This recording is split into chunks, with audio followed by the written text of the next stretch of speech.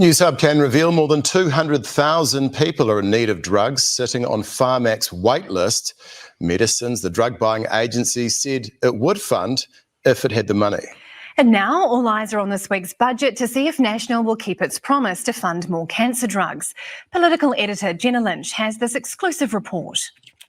Lydia Pay-Pereira and Vicky Hudson-Craig, both hardworking, loving mums, both in their 40s, and both have cancer.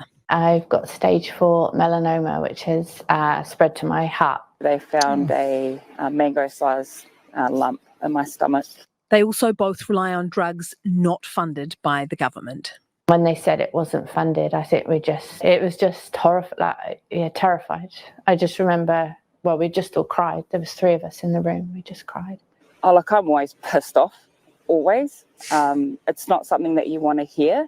Both of the treatments they're taking are on Pharmac's options for investment list, basically a wish list of drugs it would fund if it had the budget, but it doesn't. So they each need to rely on fundraising $5,000 to $6,000 a month. You know, hard enough just to buy bread and milk for some families, and asking somebody to come up with $6,000 on top of everything else that's going on for them, just living in general. Having cancer, on its own, that's enough to battle, but then to be constantly worrying about how you find that level of money just to stay alive is just, it's impossible. Right? In December 2022, the number of patients expected to benefit from treatments on Pharmac's waitlist was 172,000. By March this year, that had grown by more than 50,000 to 228,000, a 32.6% increase.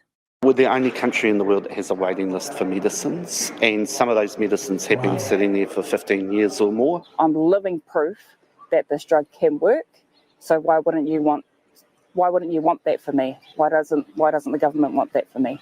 National pledged on the election campaign to fund 13 cancer drugs. Lydia's wasn't on the list, but Vicky's was. She needs them to keep their promise. Will that be funded in this year's budget? Because there are people right now that are relying on those drugs that are looking to you for help. I'm not making an announcement about that today. What you have seen is that we had to find $1 billion more than anticipated. For fucking tax cuts. Sorry, I know everyone's thinking it. I just wanted to say it. We had to find $1 billion more because we're giving $3 billion back to fucking landlords. What you have seen is that we had to find $1 billion more than anticipated simply to keep the Pharmac budget going. You know, our lives are dependent on it, and that promise was a lifeline.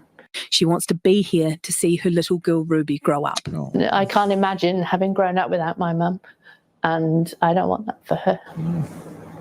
It's as simple as that, really. To her, this year's budget isn't just tax cuts versus spending cuts. It's literally life and death. It cannot get more serious than that. Oh, a horrible story. Oh, and look, there are always going to be governments that don't have every single drug needed on Pharmac, but I am not ever going to give this government a break of we can't afford it with that $3 billion amount. Forget what it is.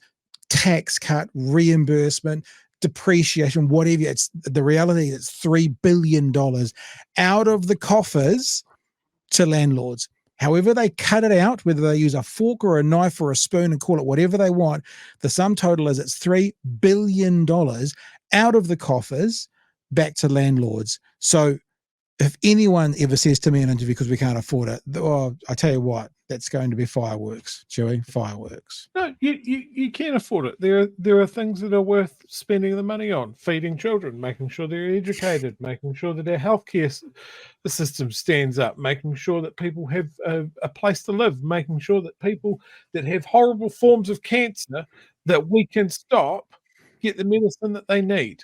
And you go, all of those things are important. All of those things cost money. How do we get there? And sometimes the answer is landlords don't get tax cuts. Sometimes the answer is we know that New Zealand's wealthiest people don't pay their fair share. We know it. There is the money. Go get it. And just remember, to their credit, as evil as it makes them sound, Chris Bishop was talking last week about this government has to make choices. Yes, you do. And you're picking landlords over people dying from cancer, over the vulnerable, over solo mums trying to buy their first house. That's national. That should be the headline. National 2026. Landlords over cancer sufferers. Landlords over first home buyers who are single mums. You know, landlords over the vulnerable. That's who you have elected, people who voted for them. A vindictive, evil, nasty government who think they might be doing the right thing so you can get $8 a week back in tax, or if you're a landlord, you can get more money back than you've been getting at the moment. And if you're not getting that now, then obviously your investment works without getting it. Landlords aren't selling up 6 months ago, 12 months ago. They weren't selling up going, we can't afford this. So you can afford it, landlords. So this is giving you more. Because if you couldn't afford it, you wouldn't be a landlord. This is giving you more, while it's taking away from people who have less, and on some level, as awful as it sounds, who are less, the vulnerable.